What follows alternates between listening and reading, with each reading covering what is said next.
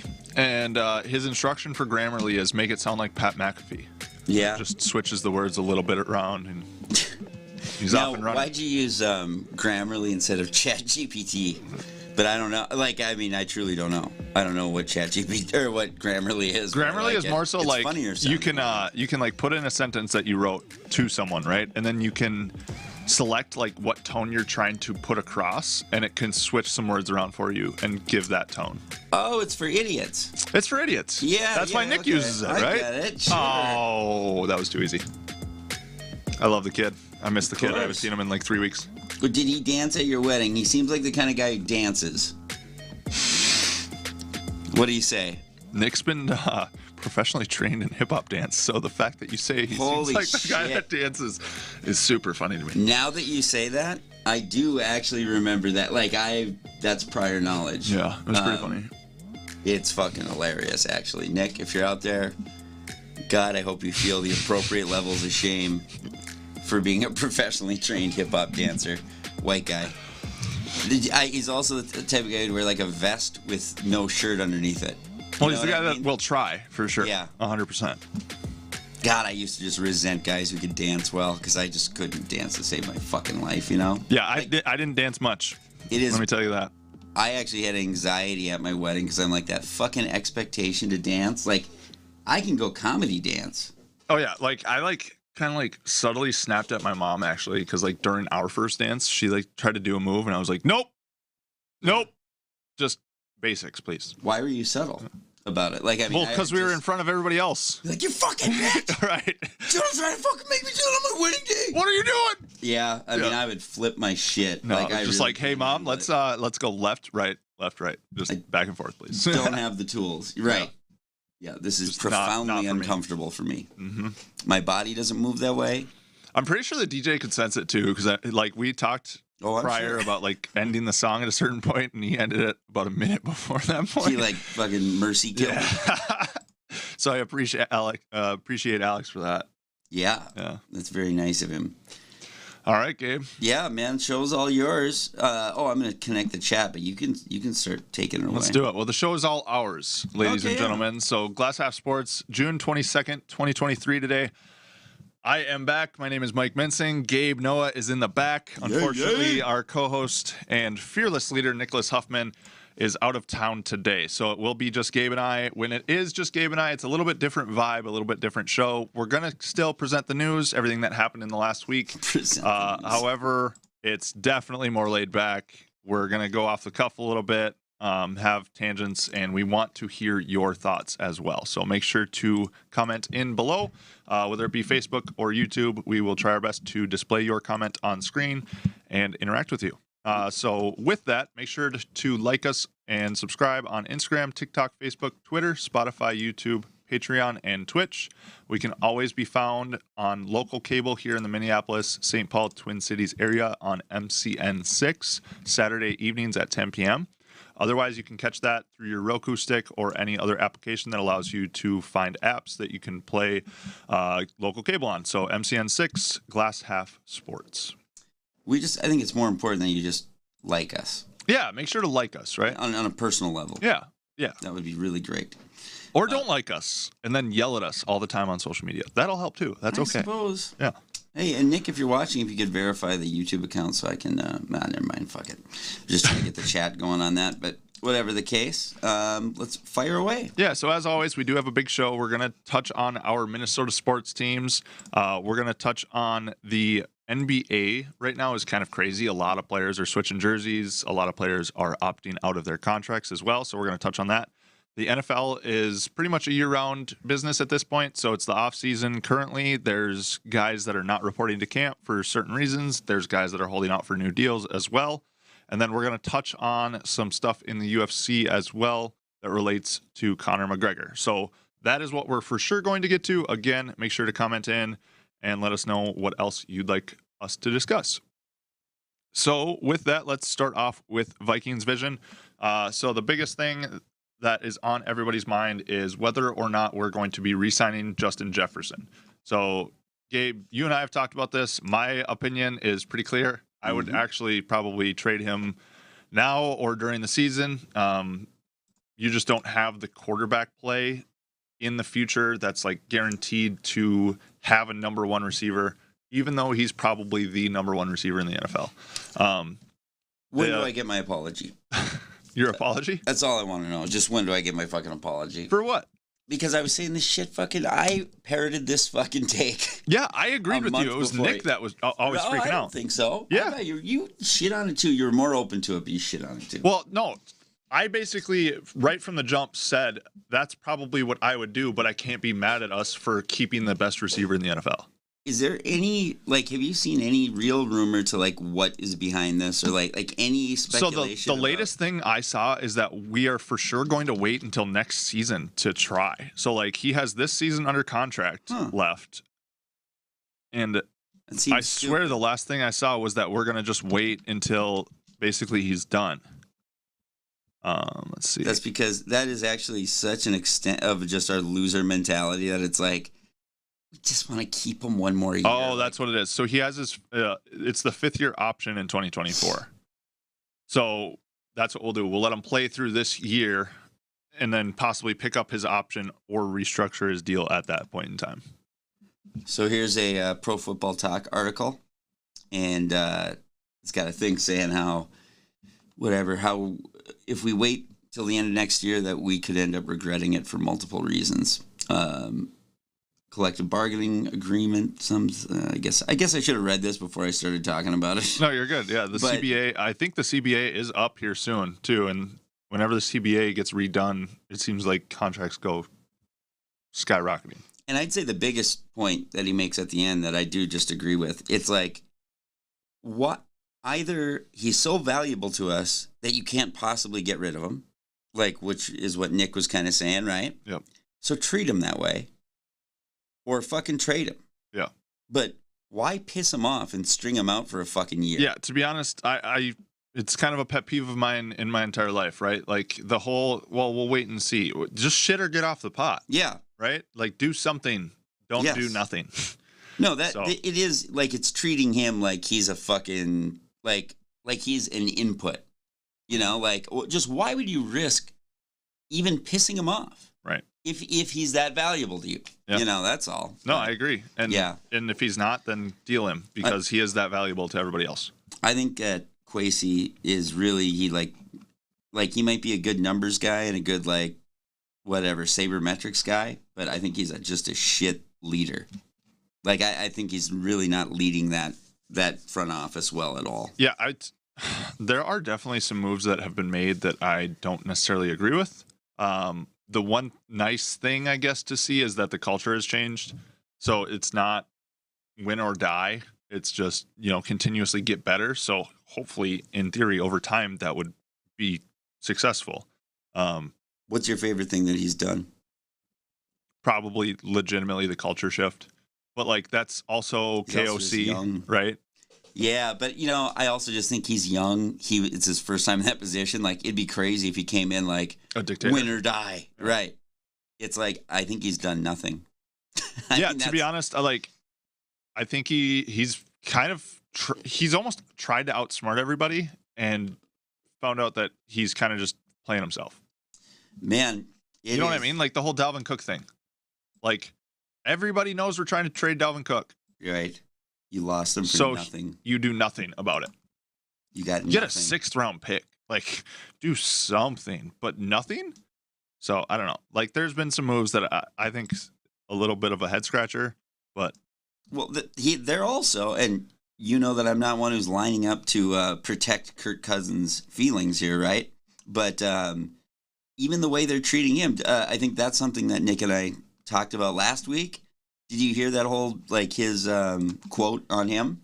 I might not have heard the quote, no, but I know that they're basically letting him ride out his last year too, aren't they? Yeah. So he said, I think the quote was something to the effect of, feel great about Kirk, just really looking forward to what he's going to do this year. But we're also just going to wait and see, we're not sure. It was just two contradicting statements, and I'm like, How does he expect that quarterback to feel if he reads that? As anything other than just a fuck you. Yeah, I think he's almost trying to say what everybody wants him to hear. Yeah.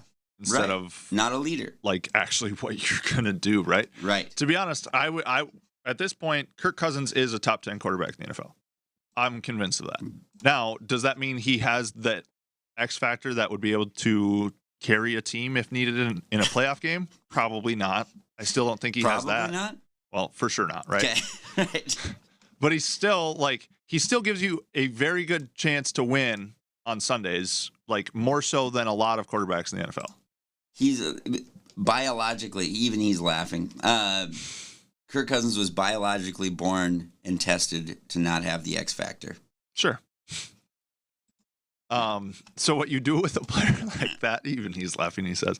So what you do with a player like that is you must surround him with talent, and allow him to have a game that's, 18 of 30 for 250 and 2 touchdowns, and they're able to win 31-14 because they have a good defense and a good running game.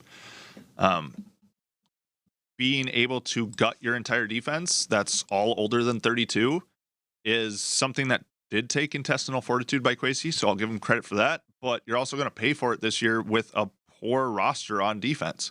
And everybody thinks that Brian Flores is just going to come in and be a magician and his new scheme is going to be king. Well, it's not a new scheme to the NFL, and everybody has film on it. And the players in those spots are young, raw, and some are pure just not good enough to be starting in the NFL, right? So I think Kirk will have another good year. He'll probably pass for 4,000 yards. JJ will have a great year. We'll probably go 9-8, maybe 10-7, sneak into the playoffs if we make it at all. Kirk will probably move on because we will say, again, he doesn't have the X factor, and hopefully that they don't re-sign a 36-year-old quarterback that doesn't have the X factor at that point in time. And what does that do to JJ's deal? Because then he literally doesn't have a quarterback on roster that he trusts, and you're trying to restructure his big receiver deal. I think just for journalistic integrity, we should not be saying X Factor and Kirk Cousins' name that close together. Just because we don't want to mislead the audience. I don't want anyone to watch this and think we might be saying that he has the X Factor. That would be catastrophic. Fair enough. How about this? This is a genuine question. I don't know. I don't have a feeling on this. Okay, I do from the past, I guess. What is the wisdom, the Flores thing? What is the wisdom in bringing in a guy that you're quite sure is not going to be here the year after? Can your defense really rebound, or go to a new scheme that quickly and still be good? Yes. Okay. I mean, everybody knows he's going to be here for a year and then leave because he's that talented of a coach. So he is going to be leaving for a head coaching job after this year because he is that level of coach, right? So if anybody can bring in a new scheme and switch up the entire defense and have it at least scheme-wise be run correctly, it would be someone like Brian Flores. My problem is a lot of his defensive scheme is man-to-man. It's a lot of pressure. It leaves guys in space where they have to make a play. And when you have... We don't do that. Well, we don't do that typically. Our team doesn't. And our roster is worse now than it has been. Yeah, I think you're going to be seeing a DB miss a tackle and it go for a touchdown. That's kind of what it's going to be. Are we going to have more sacks? Yeah. Are we going to have more picks? Probably because of the upturned pressure. But we're also going to get beat for 70 yards a lot more often, which is catch-22. And I still just are we trying to win a Super Bowl, or are we trying to go 10-6 so we can just keep selling out the place? Right. And it's just God, every move, the more you look at it, the more it's just And there can be, as dumb as it sounds, there can be an in-between, right? If you can build a team that you consistently say, I know this team for the next 5 years will go 11-6. We're within striking distance. If you go 11-6, win your division every year, you might not be the best team, but the Giants won it twice, being 9-7, right? You just really have to have a talented group that can get there, and then when you're there, you need a quarterback, maybe with the last name Manning or Mahomes, that can win you some games. The Giants are a good example, though, because I will say that, I don't think anyone's walking around going, that Eli Manning is just boy, was he a great quarterback. His achievements. He was great when it mattered, though, right? Yes, his achievements were. But it's if you just watch that guy, he was actually the cat of the NFL. Mhm. He looked like he wanted to cry after every single play. Dude, I saw a picture like 3 days ago of Tim Tebow and Eli Manning, and like they were like shaking hands. It was probably taken months ago, like pretty recent photo. Tim Tebow's looking like Tim Tebow, right? Like, he has not missed a day in the gym. And then Eli Manning looks like a dad of 4. And the caption is, one of these guys is in the NFL Hall of Fame. Yeah. My God. Yeah, man. I mean, that is him. It's what it is. The other contract that we should touch on is going to be Danielle Hunter as well. I don't think anybody knows what's going on with Danielle Hunter. And this one is really interesting. Now, he's a guy who is starting to enter that stage of his career where it's not potential anymore. He's 28 years old. When he came into the league as an athletic freak, his potential was sky high. And when healthy, he has the possibility of being one of the best pass rushers in the league. The caveat to that is when healthy, right? And it's just not been as often as needed lately. So Tom Pelissero says 3-time Pro Bowl defensive end Danielle Hunter plans to skip the Vikings mandatory minicamp per sources. The sides haven't seen eye to eye on a new contract. At Rap Sheet reported Minnesota has received trade calls, and now one of the NFL's top pass rushers is officially a holdout. Again, he is one of the NFL's top pass rushers when available, which hasn't been that often in the past 3 to 4 years. Ian Rappaport from Inside Minicamps live on NFL Plus. The Vikings are receiving trade calls centered around star pass rusher Danielle Hunter, and the interest is real. Sources say a look inside the complex situation. So complex situation. Danielle, well, that's the thing is like his contract is weird, so we would need to redo his contract if he stays. If he goes, that's part of the trade, right? Is the new destination would have to restructure his deal. So that value is almost taken away from the trade because they're going to have to give out more at that point in time anyway. It's going to be interesting to see what happens here. Again, we got rid of Zadarius Smith. We have Marcus Davenport and who on the other edge, right? So if we get rid of Danielle, yeah, we're going to be bringing 7-8 guys with Brian Flores' pressure.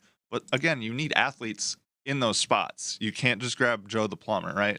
So it's going to be interesting to see what this does to our defense. What are we going to be able to get back in a trade as well? You see all-star receivers going for 4th, 5th round picks, having played the year prior with 1,500 yards.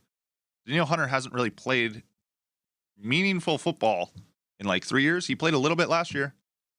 I don't know. I think he had 10 sacks last year. Yeah, nice muscles. Yeah. He's a freak to watch. You just go, we know by now. Right. He's 28, right? So if he's going to be the guy that's 14, 15, 16 sacks as a stalwart of your defense, he'd be that. Mm-hmm. Like, I mean, listen. Now, is it also Vikings luck that he'd leave and become that? Yeah. Right. And you know what? He probably does need that to if he wants to have a chance to have that happen. Right.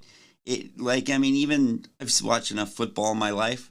The best that a dude like this does is they peak someone like somewhere for one stellar year, and then they're back to this and less. Yep. And that's just it. I mean, exactly. So to me, it's all based on the value game, right? It depends on what you can get back in a trade. It depends on what he's wanting in a new contract. You're kind of weighing those two. It's kind of a complex situation because nobody knows what's happening with Danielle Hunter. And I don't know if Danielle Hunter knows what's happening with Danielle Hunter. So it is kind of an interesting situation to watch unfold. Yeah.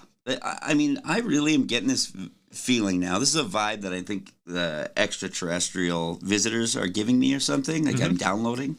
But I just have this feeling that we're going to start hearing, like, let's say in October or late September, we'll start kind of getting some discontent between the front office and the players. Like that that this family vibe and shit like that is going to start kind of breaking up. Well, so if it hasn't already. I will say a great culture is super easy to maintain when there is winning involved. Right. If you can maintain a great culture after losing 2-3 games, suffering a few key injuries, that's the test of who really runs your business, right? Yes. So I think you could be right, especially looking at our schedule this year. It's pretty difficult. So if we lose 2-3 games, it's the middle of October. It's starting to get cold here. People are getting grouchy. It could definitely happen.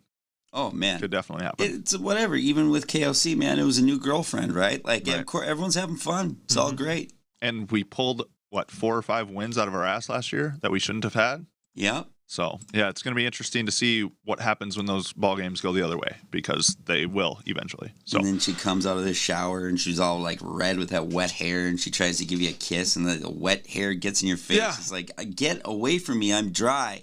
Yep. I don't want, don't bring the shower to me. Right. And then you have a fight about it, and, So that's what I predict is going to happen. That's my NFL. Just like that. Mm-hmm. Yep. So that's pretty much what we have on the Vikings. Do you have any other questions, Gabe? Or any comments from the viewers at home, possibly? Oh, gosh, I haven't even looked. Yes, my goodness, my God. Nick Huffman, miss you, boys. 8 wins at best. 8 wins at best. Ooh, I might have to gentleman's bet him that.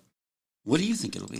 He also owes me a gentleman's bet on the Nuggets Heat series because I called the Nuggets in 5. I want to make that very clear.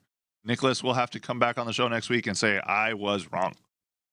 Kwesi is not the businessman I thought he was. SAWFT Swaft. To be honest, I kind of agree with that. He was supposed to come in and be clear cut and just numbers guy. And if you're numbers guy, it's all value based. Well, value based doesn't do a wait and see. He's like, You see what I mean? I guarantee you, if we checked his underwear, there'd be blood in it. Like every day, he's bleeding in his underwear. Like he's just not equal to this task. And that's what people do when they're scared. They bleed out of their mouth. There's blood in the front, baby shit in the back, yellow baby shit. All right. Well, that's Gabe's opinion on That's my Kwesi. take. Any other comments from Facebook, Gabe? No, All right. it's not. Thanks. All I'm right. too Well, busy patting myself on the back. with that, let's kind of transition to the Minnesota Timberwolves real quick. The NBA draft is tonight, and that's pretty much the only talking point for the Minnesota Timberwolves right now and how it relates to the draft. So the rumors that we've been talking about on the show, maybe going back a month, is that guy right there. That's pretty much the only piece that we would really realistically move to go back up into round 1 tonight. So that's the only thing that I would be really keeping an eye out for if I was a Wolves fan is, do we have Cat by the end of the night? Or do we have 1 or 2 more first round picks and a whole different roster? Because last year, nobody was expecting the blow up to happen. And then all of a sudden, a third of our team was completely different. Do you believe? Here's one thing I haven't heard much of. What is the relationship between these two fellas? Mike, can you just make yourself more prominent? Yeah, Jeez. I'm just trying to peek my head out here. Sorry about that. I really don't know. It's weird. You that don't see hear them like together. You see Ant and A-Rod actually all the time. I don't know if you knew that. No. So Alex Rodriguez brought Ant to Miami, and they sat together at a finals game. Huh. I don't know So, if I like, like that. If the only times I've heard of Ant in public are at other NBA games with Alex Rodriguez. Or It's happened a few times. Or he's The in a horrible vehicle things, yeah. yelling at people slurs. Yes. Cat, you don't really hear much about Cat's personal life. Other than the whole COVID thing and his mom passing away, that was pretty much. I think his girlfriend was too hot too. His girlfriend was too hot? Mm-hmm. Yeah. For him. I mean, you really don't hear about what he does in his free time a whole lot, or you don't see him on the Fox 9 News because he spent time at a local restaurant or anything. You know what I mean? It's just he's not very tied to the community, I'd say. I don't like him. Yeah, I'm not a huge fan in the way he plays basketball, is what I'll say. I don't like his face. It's a little annoying at times. Mm-hmm. Yeah. But I mean, He's got more than me. realistically, that's pretty much the only puzzle piece that we could move. Again, we don't have a first round pick tonight because of the Rudy Gobert trade, right? So this is the first payment of that trade to get Rudy Gobert from the Utah Jazz. I think our first pick then is pick 53 if we don't move anybody or move up at all. So I hope to God we do something, because I don't think just holding par is the way to go. I don't Holding necessarily par. think that. Just Or- like a or golf holding thing pat. you're doing? A Holding golf pat. outing? Okay. I don't think Cat and. I bet you Cat does play golf. Do you think Cat and Gobert is the answer, though? No. Okay, so one of them has to go, right? Of course. And hopefully it's Cat tonight then. Hold on, one of them. You think both? Well, I just think Cat has to go. Yeah. He got to go. To be honest, I want us to keep Naz Reid. I really want Naz still on the roster, but we'll see if that happens. I don't think we have the room for him because we're paying 2 bigs way more than anybody pays any bigs. So to keep a third one. I just feel like they should hire me to be a GM or something. Like it truly doesn't matter. I can't do worse. I was gonna say, to be honest, like I feel like they try so hard and they look at all these sabermetrics and everything, and it's like, God, do you watch the games? It's like they get their heads so far up their ass with like statistics and shit that it's like, no, dude, we've been watching him all year. He sucks. Just watch. Yeah. It's like, just break it down to super basics. The guy can't shoot, the guy can't do this or whatever it is, and then make your team off that. And then ask him after the game how he did. Watch the game. Right. Ask him how he thinks he did. And then when he tells you that he's changed the fucking game, he's changed the history of the NBA. When I retire, yeah. After you watch that game, asinine quote. That is a perfect opportunity for you to go, oh, okay, this guy's totally disconnected from reality and he's fucking, like, we're not getting better than this. Well, when you're 7-1 and you've had the world handed to you on a platter. I know. I almost don't blame him for being as disconnected as he is. But that's kind of been what I've been calling for from the Wolves coaching staff, is to bring him back down to earth, because I think he'd be a better basketball player if he was a little connected to reality. Yeah, it helps. It does. You're just realistic in your expectations and you understand your limits. Like, which of course helps you be a better athlete. So that's pretty much it for the Wolves NBA draft tonight at 7. Hopefully the Wolves make a move and actually have a pick tonight. But who's the first pick overall? It's going to be Victor Wembanyama. Excuse me? Victor Wembanyama. You want to look him up quick? Is he from here? Nope, he's from France. Okay, that's what I meant. So, like, technically there was rumors for a little while that we would be making a move for Wemby. But if that happens, Gabe, I'll have blood in my underwear. How about that? Really? Yeah. Is that actually a guarantee? If we trade up for number 1 and draft Wemby, that's pretty much a guarantee. Yeah. He's like, who has the first pick? It's the Spurs, I believe. Which, that surprised me. I thought it'd be a major market team because it's also just it's also just like a perfect fit though, because Greg Popovich had David Robinson and then Tim Duncan, and now he's got to have Victor Wembanyama. It's just like he always has one of the greatest bigs in the league. ESPN's is just a recent report here. So it says ESPN's Keyshawn Johnson expects Victor Wembanyama to eventually join the Lakers. Why is this even a fucking article? Yeah, Keyshawn Johnson's a football guy too. That's what I'm like. Funny. What the fuck am I reading here? But yeah. Yeah, so like the weird connection that Wemby had to the Wolves was that like one of his compatriots, one of his French teammates on the French national team, and like one of his good friends is actually Rudy Gobert. And then remember, Ant was actually going out to France this summer to work out with Gobert. So there is a tie there, is what I'll say. So it's not completely, I just want my team to get the best player. There is an actual tie there. It's just, can we give the Spurs enough value? Is Popovich still the head coach there? Mm-hmm. Fuck, he'd love Cat, man. He'd also love fucking centers. But he'd also love Wembanyama, who's also 7'2" and basically plays a guard. Like he's KD but better. Well, fucking Cat doesn't play inside either. He's a pussy. That's true. Take him. We'll take the new Cat. Maybe we can convince him to if to be honest, that's what Nick and I talked about 2 or 3 weeks ago. But right before my wedding, we talked about this and about basically you'd have to trade one more guy to be able to get role players back and almost take those role players that you got back, take Cat, put them together, and then send them to the Spurs.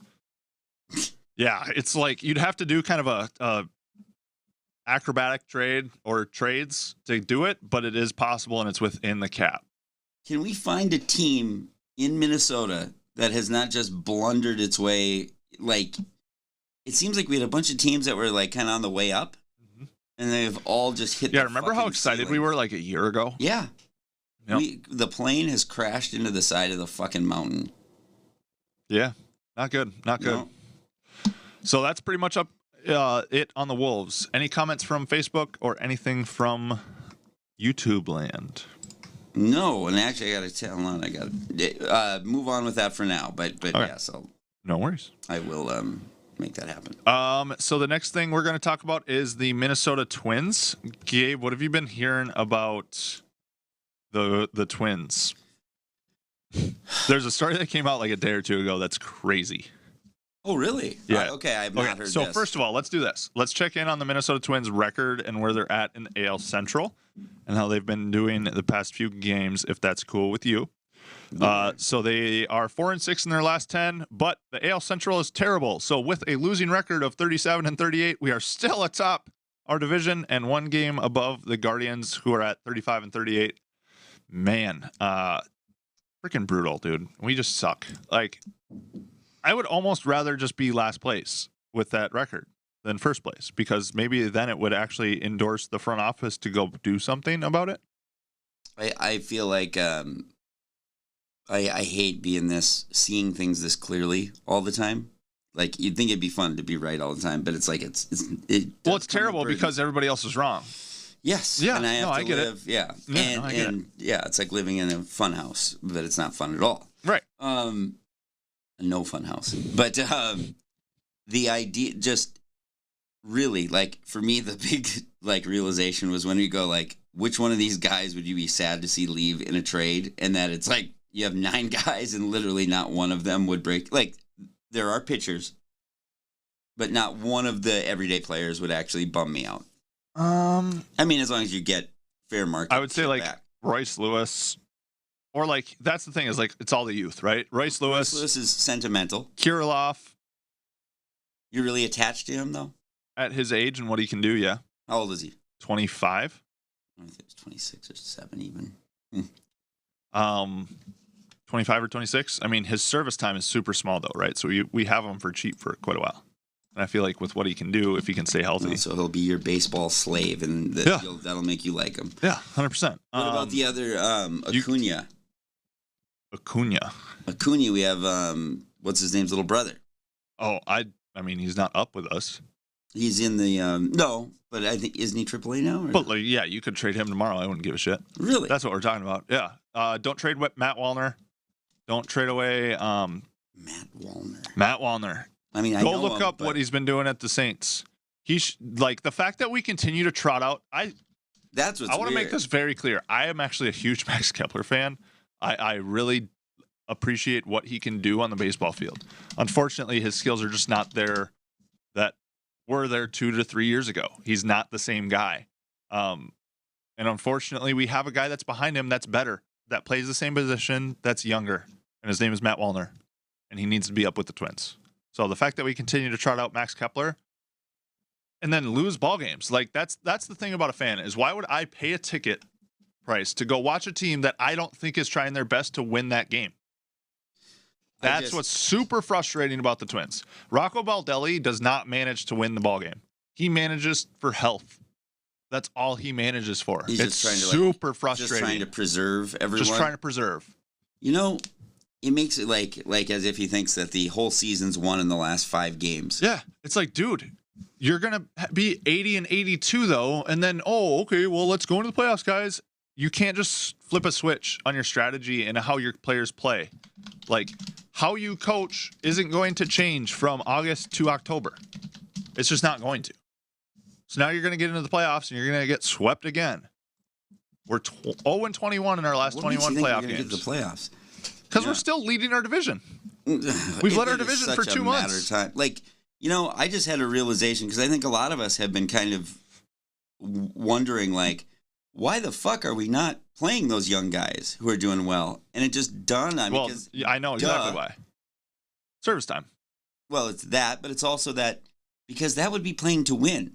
Oh. And they truly, I think, truly what their mentality is like, if we can't win with these veterans right now, like, basically you have to clear the decks of those guys. We'd rather lose and know what we have with those guys and then move on so that we can fire sale at the trading deadline. Because as of right now, you really can't fire sale. So we can't bring up those young guys to play the best, to fight and scrap to be 30 or whatever, 40 and 39 or something like that. They'd rather have us lose 5 more games and be able to just trade everybody. Right. I see the logic there. What I think it is it's even more of a greedy logic that they don't want to pay talent. Oh, that's so. If you have talent and don't promote him when he should be promoted, you can delay the service time and pay him a year after you should have. It's pure greed, because that guy right there that we make fun of with a sloth head is a terrible owner. Mm-hmm. Terrible owner. There's too many of them in baseball, football, basketball. Like these owners should be getting into these sports because they love the sports and they love the teams and they want to see these teams do well. Then you spend your money that you wanted to spend to make that team better. I think it is a really fun way to spend your billions, though. Don't do that. Why? Put him on the sloth. I didn't. No, put him on the sloth. You don't want to stand up for somebody on the team, for Kepler? You don't want to give your case why Kepler should be in the game? Max Kepler has been with this team for 7 years, and we respect loyalty around here. He's one of us. He's mediocre. Yeah, he's one of us. Yeah. So that's the check-in on the Twins. Now there's some stories you really, really want to hear. Okay? Yes. Byron Buxton, SI.com/Fan Nation. Oh, Byron Buxton physically can't play center field for Twins. He can't. He physically can't, Twins manager Rocco Baldelli said.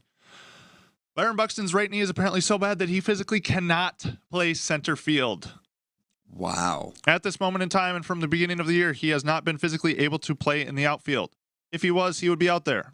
If we even thought that it was possible that he could play in the outfield right now, he would be out there. But he can't. He can't. He physically can't. So why in the hell is he in the batter's box and running the bases, period? If you physically cannot play the field. I played beer league softball last night. Let me tell you, some of my teammates are not the most athletic human beings I've ever seen in my entire life. If they can play outfield. I was going to say, this might be stupid of me. Maybe I'm not thinking this through, but it's isn't center field sort of arguably one of the most, one of the easiest positions to play? Not if you play it as hard as you can and all that shit. I get that. But throw him in left and let him trot. If he can run the bases. That's what I'm saying. You're telling me Joey Gallo can play left field, but Byron Buxton can't play outfield? Joey Gallo should be in a fucking wheelchair. What are we doing here? Okay, let's do this. Why in the are we gonna do hindsight is 2020 about his terrible contract now because he physically cannot play the field at 28 years of age? Are they trying to make him a hero out there? What are we? Oh my God, this was when I heard this was ridiculous to me. He's a 20. Let me get his age right. I think he's 28 or 29, but I'll look it up quick. At this point, I would truly not be surprised at all. He's 29. So he's 29 years old. As a professional athlete, has had the ability to have the best trainers, the best rehabs, the best diets, the best everything. And he physically cannot play the outfield at 29. Just can't do it. Just can't. He can't do it. He can't do it. Yeah, it's impossible. He can hit and run. Otherwise, he'd be out there. He can run on this part of the field when he's on offense, but defense, it's just not an option. Yeah. It really is. It is I wouldn't be shocked at this point if we learned that the Twins front office was hiding UFOs and has a rebuilding there's nothing rational that happens with the front office. There's no truth. There's nothing rational. It's just a bunch of weird shit. So yeah, anything's possible. Honestly, I don't even know what to think. I don't know if he is hurt and they're bullshitting, or I'm sorry, if he is hurt and they're telling the truth, or if it's just some weird cover for some So here's the thing that the article didn't really say. The reason that this is now a talking point all of a sudden, because he's been basically just DHing all year. Right? Has he played any center field? Right. No. Well, first of all, we did sign Michael A. Taylor, so we knew in the offseason that Byron Buxton was probably not going to be able to play a whole lot of center field. Otherwise, we wouldn't have signed a Gold Glove center fielder. And I understand Gold Gloves don't mean a lot to you, Gabe, but they do mean something to other people. So we signed a Gold Glove center fielder for a reason. The other thing the thing that really brought this on was that Byron Buxton was told by the training staff, hey, we need to get you basically out of the house and moving. And what they did to get him moving was they hit him fly balls in center field. Well, that's... So everybody sees Byron Buxton playing center field and goes, hey, is Byron going to play center field? Because he's playing center field right now. And Rocco, as he's basically running behind Rocco and making catches, right? Obviously, it wasn't like that on the news, but that's how I imagine it in my head, is going, no, he physically can't. It's impossible. He can't play center field. Get that guy out of here. He's with his bitch. Get both of them out of here. Get him out of here. All right. Okay, fine. Pollard can stay because we're trashing him. Okay, well, darn it. I did it wrong. Oh, jeez. Now I'm just stuck looking at fucking Skip. Get him out of here, Gabe. He's with his bitch. That's his words, not mine, by the way. All right. So then there's other news. I hadn't heard about this until Nick kind of threw it on here. Speaking of. Yeah. Gotta love Wise Investments. Yeah. Over 50 arthritic knee and ankle. Over 50 million invested in Buxton. What is C4? C4 is Carlos Correa. Oh yeah. And then we're not even going to talk about you guys have just gone radio silent on this Arias and the relief pitcher, huh? Or Lopez, I mean. Well, so that's what. It's okay. So Nick has Lopez mental IL. And I was going to look into that. Oh, depression. Pablo Lopez? I don't know. I'm just thinking that maybe he saw his stats versus Arias and saw you guys defending him, and then became he feels bad. He couldn't live up to it. Mentally ill. Became mentally ill. I love that. Well, I've become mentally ill. Oh, so here's the article from CBS News. Minnesota athletes talk mental health hurdles, pressures of professional sports. Twins pitcher Pablo Lopez can feel it every time out. This was written by Mike Max of WCCO News, June 17th, 2023. Twins pitcher Pablo Lopez can feel it every time out. Fear of failure that creates stress. His theory, that's a good thing. I still do. I still get very, very anxious before every single start, whether it's a day game, a night game. That anxiety is there. But that anxiety is a good thing because it means that you care. It means that you know that you can do a great job, so you want to meet those expectations. Listen, I'm not one to make fun of mental illness usually. But if he would have said that on his interview day, how excited would you be about that trade? Well, Pablo, how are you feeling before you trade? Well, I'm really nervous that I'm going to ruin everything. It'd be like, oh, shit. Well, we got to get this guy out of here. It was a huge mistake. That's a huge fucking mistake. That's something you keep inside, dude. We all feel that way. Yeah, I'm worried about it now. Yeah, I was gonna look up his stats so far this year too. It was great. So did you hear about Arias is hitting 400 still. Yeah, did you hear that Arias has like 102 hits, right? Yeah. Which is more than like 17 or 18 teams in the major leagues. And the Twins, I think the hitter with the most hits on the Twins is Carlos Correa with like 55. Yeah. Yeah. If only someone could have seen that coming. 2023, Pablo Lopez is 3-4 with a 4.4 ERA. Now, that's also pretty much like the highest ERA of his career since like his second year. So hopefully that does. Pitching goes like this, right? So if he started poorly, hopefully it will level out. No, same with hitting, right? So Arias will come back down probably, but it is pretty funny to look at right now. Right. Going, God damn, the best hitter in baseball, and we got like a guy. I've got some very interesting Arias. His name is so many A's and R's. Arraez. Arias. I know that. I'm just commenting on okay. Amount of R's and A's. Hang on, I want to see if you know this stat because I thought this was great. Arias is supposed to. Okay. Trying to find this. How to hit over 500 without hitting the ball? Fuck it. Do you know his average exit velo? 103. I have no idea. 98 would be a better guess, probably. 88.5. It's like so much softer that it's like, remember Texas League singles they used to sell, which I don't even know why the fuck. But whatever the case, he's like made his living off hitting that that mush ball, right? And it's just awesome. He's so awesome. Yeah. But Mauer did that swinging hard though. Like he was trying his hardest. Arias does it like an artist. He truly just his barrel control. Right. No, he is ridiculous at the plate.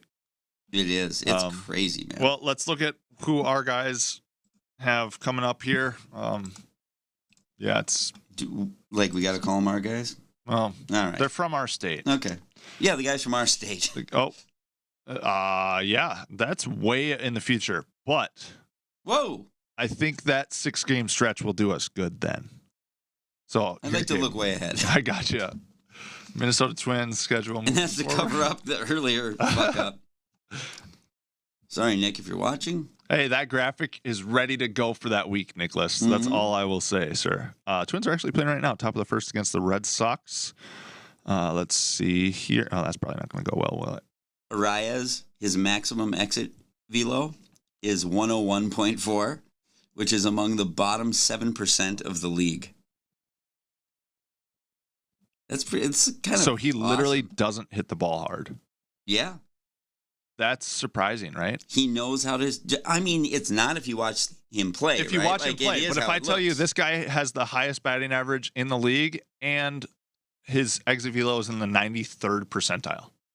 Which those two shouldn't, you know what I mean? Let's say that we were recording my entire life and we could somehow back up to when that trade happened. That's one of the things I said is like, he is a fucking artist with it. Like he's doing something that other people aren't doing. Like we're talking about a Ted Williams level fucking talent. That's why it fucking made me insane. Yeah. I got to come focus that camera in there. But anyway, keep going. Okay.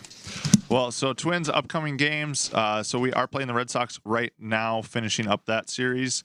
Starting tomorrow, we have Detroit in Detroit.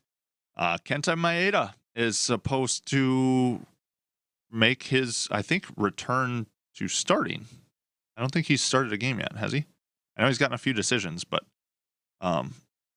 he will start Friday against the Tigers, which will be interesting to see. Tigers for 3 games, and then at the Braves, and then at the Orioles on the 30th, but we'll touch on that next week on the 29th. So, Nicholas, for you, my prediction is that the Twins go 3-3. I'm going to say that Maeda gets his first win of the season against the Tigers as well. Those are my predictions. I'd like to see Nick put his fucking prediction in here. Yeah, put your prediction in here in the comments. Watching remotely. Come on. Yeah, come on. So what? Participate. Can you say the games again, and I'll stand in for them? So at Detroit, 3 games in a row, and then at Atlanta. Okay, at Detroit, 3 in a row. So we're gonna take 2 out of 3 from Detroit. We're gonna show a pulse. Ooh, you think so? I do, and then we're gonna go get swept by Atlanta. All right. Are those your 2 predictions for Nick? Yeah. Love it. Love it. All right. Perfect. With that, we're going to go, a whimper into the... With that, we're going to venture outside of the state of Minnesota, Gabe. Okay. We're going to get out of the state, okay? We're going to go national news on this. For NBA trades. So Bradley Beal gets dealt to the Phoenix Suns in a 4 CP3. Chris Paul III goes the way of the Wizards, I believe. This was a crazy trade, actually. And I don't know. Oh, he did go to the Wizards? I think, yeah. So I think Chris Paul ended up with the Wizards. I want to say Bradley Beal is going to Phoenix, and Kristaps Porzingis is going to the Celtics. Marcus Smart. It's like it's a huge trade. Oh, Nick has rung in with his prediction. Buck misses 3 games, and bullpen blows 3 leads. Ooh, that's a good one too. That's a good one too. Very specific. Okay, so Celtics get Kristaps Porzingis, Bradley Beal to join Kevin Durant. Okay, so for the Bradley Beal deal, okay, so it is 2 separate deals, both of them involving Washington. So that's why it got weird. So the one deal for Bradley Beal is Phoenix receives Bradley Beal, Jordan Goodwin, and Isaiah Todd. Washington receives Chris Paul, Landry Shamet, multiple second-round picks, and multiple pick swaps. So from what I'm seeing, Washington is completely blowing it up for youth and picks. So it gets interesting because they are in full-on sell mode. The thing about Bradley Beal to the Suns is I just still don't think it's going to be enough, unfortunately. Oh, what happened? I'm back. Look at that. Yeah. Where'd you go? I don't know. Into the ether. Okay. I just don't think it's going to be enough. The Suns will be a top contender in the West, but now they got to get by Denver, and I don't know if Bradley Beal is really the answer to help with that hurdle. Any thoughts on this, Gabe? No, I don't know anything about it, but I'm worried about Bradley Beal's arm in that picture. It does look cropped. Weird, doesn't it? Not cropped, just like it's deformed. Yeah, a little bit. Yeah. And then there was another trade involving Washington as well. Let's see if I can pull that one up. Yes, so this one was the 3-team trade. And actually, the funniest thing is, like, I think one team won this, and it's neither of the teams that, like, really wanted to be in it, right? Who marshaled it or whatever. Yeah, so it was really Washington and Boston running the trade, but they needed some help from a third team. So they reached out to Memphis. Memphis dealt Tyus Jones to Washington, I believe Danilo Gallinari as well, and then 1 pick to Boston just to kind of help balance things out. So Boston Celtics ended up receiving Kristaps Porzingis, the number 25 pick from Memphis, the 2024 first-round pick from Golden State. I think that was through Washington, I want to say. Memphis walks away with Marcus Smart. That is an absolute puzzle piece fit to perfection in Memphis. He is a hard-nosed defender that fits perfectly with what Memphis is wanting to do. If they can get Ja Morant mentally healthy, that team is a threat to Denver and the rest of the West. Washington walks away with Tyus Jones, Danilo Gallinari, Mike Muscala, and the number 35 pick. So Washington is going to trot out a starting 5 next year of pretty much role players, but they're going to have a ton of picks in their pocket. So that's going to be interesting to see what they do with that. The Celtics are the ones that I'm like scratching my head about this pick or this trade, because yeah, you got Kristaps Porzingis, who used to be a big name in like 2017 and hasn't done much since. So I think they're all excited that they got Kristaps. Like, he used to be called the unicorn, and like he's just kind of faded in to mediocrity. So that's an interesting one. They did get the number 25 pick, but how impactful is that really going to be? That's a pretty late pick. So I think Boston tried to swing for the fences on this one and missed terribly. There are other trades that we should touch on. Denver receives the number 29 and number 32 pick for the number 40 pick in next year's first round pick.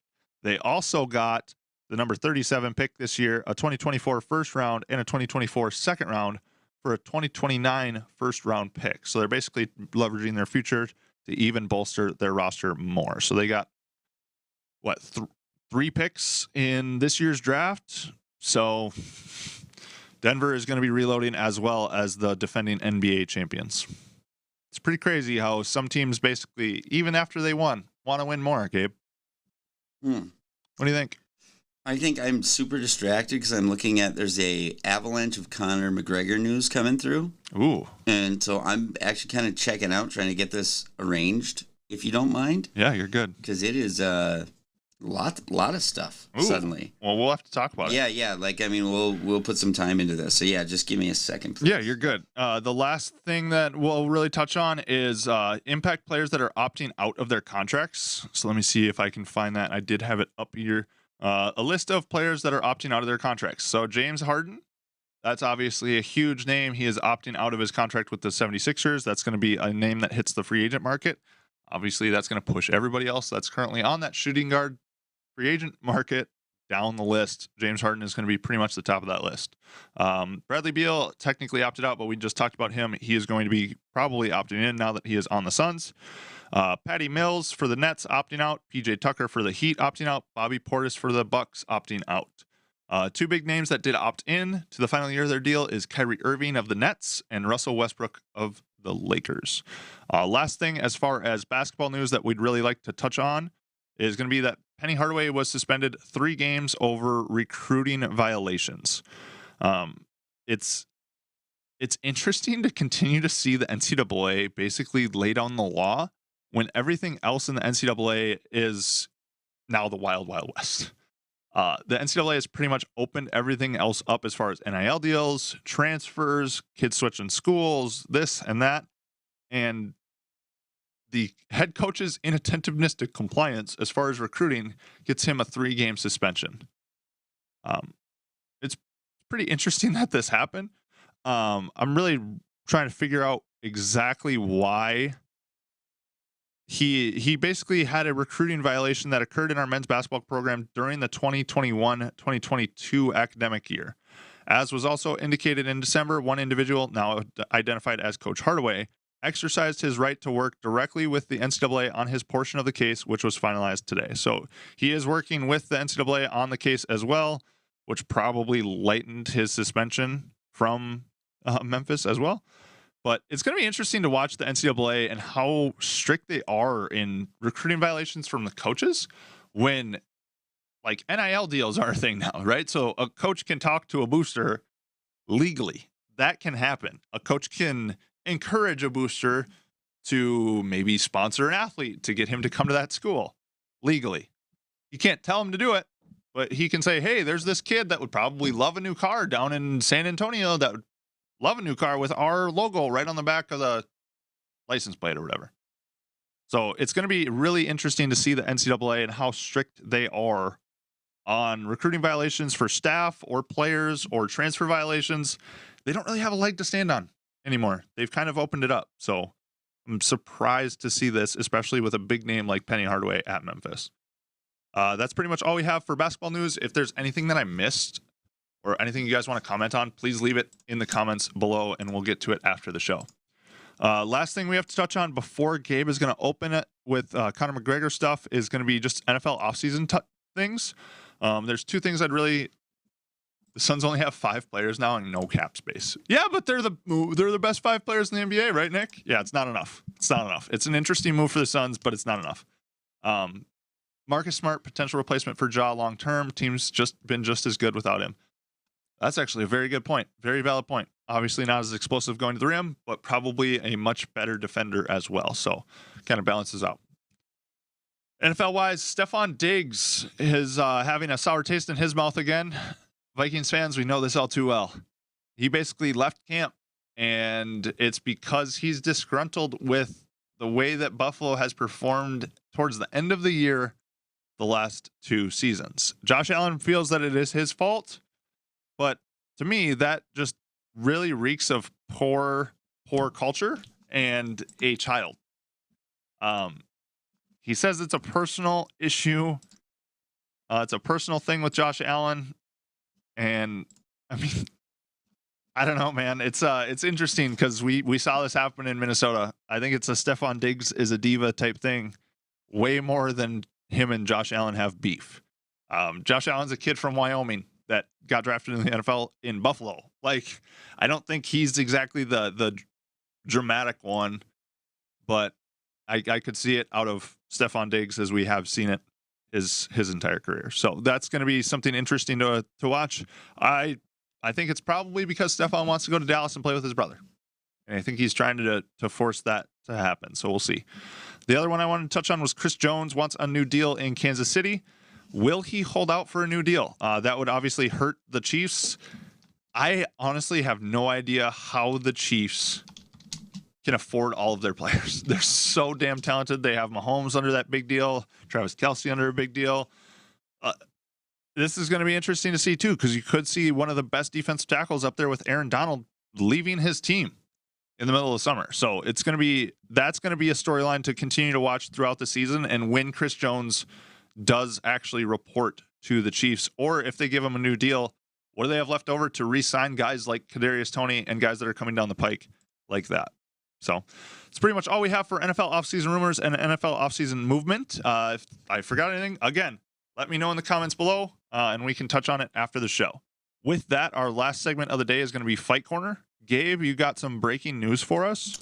Well, yeah, so there's a whole bunch of stuff here, Conor McGregor stuff that's kind of coming out. I'm trying to get more. So, first of all, the big story is obviously his, I guess, full-on rape allegations is what they're saying. So Conor McGregor is allegedly, he allegedly raped a woman during Game 4 of the NBA Finals in a restroom at the Heat's arena.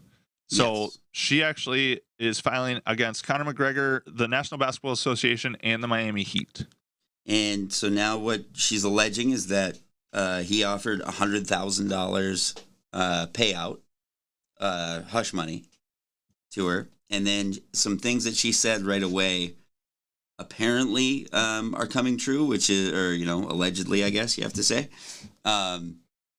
She noted to her lawyer right away that there's going to be footage of how they weren't interacting before they went in the bathroom, and then afterward they have a really like awkward confrontation afterward, and the video of that is on TMZ. Okay. So there's that, and then you have Eddie Alvarez stepping forward and volunteering to take his spot, but in his fight with Michael Chandler. Yep. And then what was the other thing I said? So then there's footage from the most recent Tough and it's kind of fucking painful because it's a renowned good guy who I'm blanking on his name, Stephen Wonderboy Thompson. Yep. Is who he brought in to coach, right? And Wonderboy Thompson is a natural coach. He does it all the time in his real life, right? Yeah. And there's this scene that came out where he's trying to coax Connor to help him coach. And he's going, hey, we're going to do kicks over here, Connor. You're so good at distance. You going to come help us coach today? Can you help us coach today, Connor? And it's like, and Connor's so fucking disengaged. Like, he looks like he's in a haze from the video. And it's just like, you're going to tell me that guy's going to fight? Right. I mean, he doesn't give a fuck. Like, he's clearly disengaged. So it's weird because all this stuff is coming out. So there's footage of this. There's people stepping forward to say they'll fight for him. There's, it's just a bunch a new coach on Tough. Yeah. I mean, it really, like, he looks like he's imploding. And it's kind of painful to watch. Think of his girlfriend having to come out and stand by him. We got you got Daniel Cormier coming out saying he's become a victim to his fame. He needs people to tell him no. Yeah. For him to say that publicly, that means it's been going on, And another who's Matt Brown, the heavyweight from before. Yeah. Like, why are you even in this situation? Just people are like lining up to, like no one's saying, hey, let's wait and see what comes out of this. He had the thing with the OnlyFans girl in Europe just a week ago. It's like everywhere he's going, he is like a slob. I mean, it's like, it's messy. So, yeah, I don't know. I don't know. But it definitely, I mean, it looks terrible as of right now.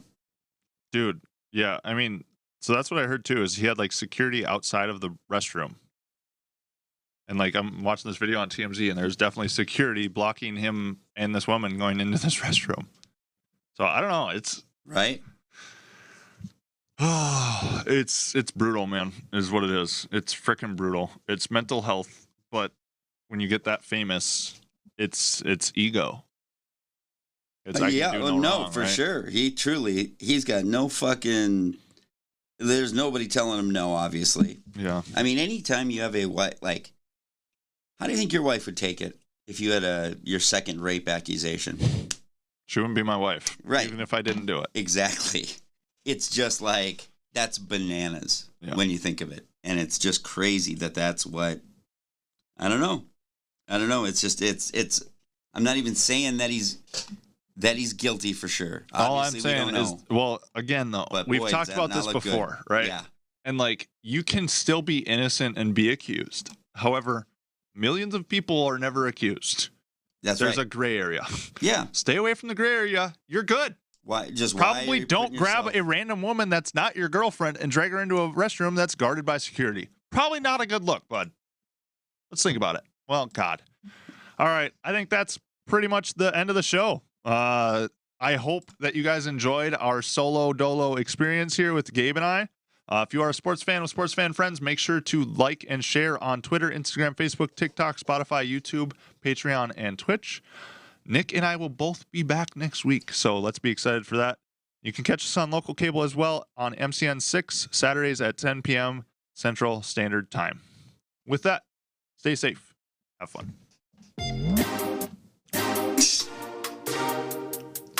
I forgot which one.